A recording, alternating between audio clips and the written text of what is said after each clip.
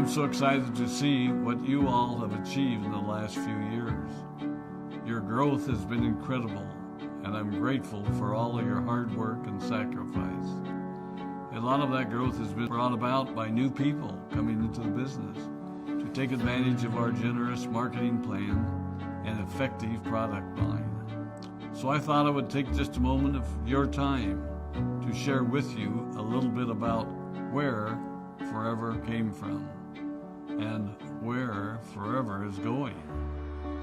I've heard people describe this as our culture, but I think it's simply who we are. Several decades ago, I was an executive for a real estate development company called Del Webb. And at that time, there was a lot of excitement about a new business concept.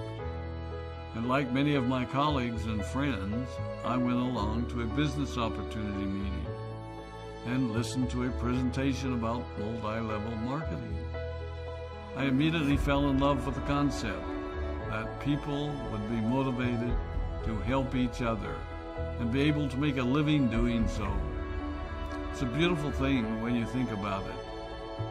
Although I was enjoying my career, I didn't think that I was contributing as much as I wanted, or as much as I could, to improve the well-being of the people around me. Inspired by the concept of people helping one another, I set out to write a marketing plan that is almost identical to the one that we use today.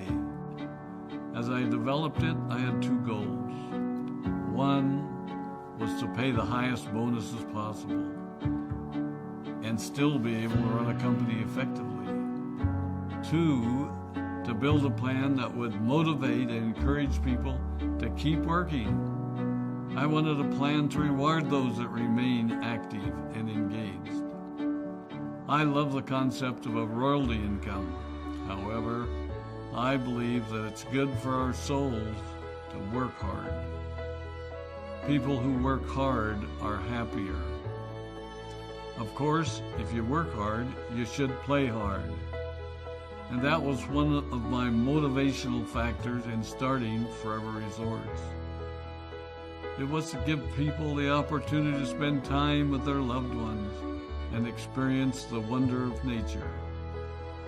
Next time we're together, maybe I can tell you more about my passion for our resorts, our rare animals, and spectacular natural resources. So, with a marketing plan prepared, I needed to find a product. And we searched around and looked at different opportunities. I was passionate about finding something that was effective, consumable, and that we knew would not be a fad. During my search, I met a group of doctors who had developed a method of stabilizing aloe vera.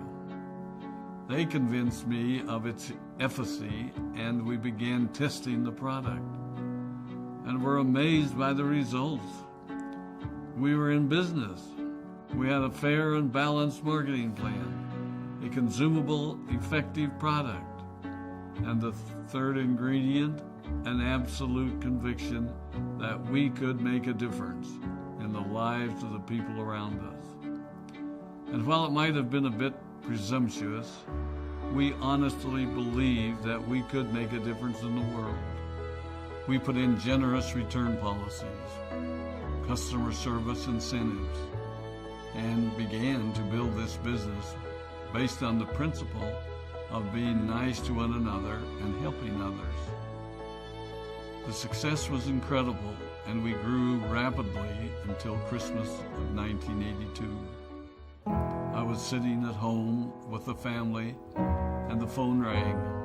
They informed me that there had been a freeze at our aloe plantations in Texas, and that all of our aloe was destroyed. I immediately went to the airport and flew to South Texas to see what we could do. I hoped and prayed that when I arrived, what I saw would be better than the news I had received. But that wasn't to be the case. We had no aloe, and the business immediately began to suffer. There were some FBOs that left, but more importantly, there were those that stayed. It was a tough time for us. We put everything on the line to stay in business, and there were many sleepless nights. But we were convinced that what we were doing was right. We decided that this would never happen to us again. We flew out to the Dominican Republic and purchased as much land as we could and began planting aloe in one of the safest weather zones in the world. In addition to the acres of plantations in the Dominican Republic, we now have plantations in Mexico and South Texas. It was a tough lesson to learn. But during the tough times, we became stronger and we grew the most.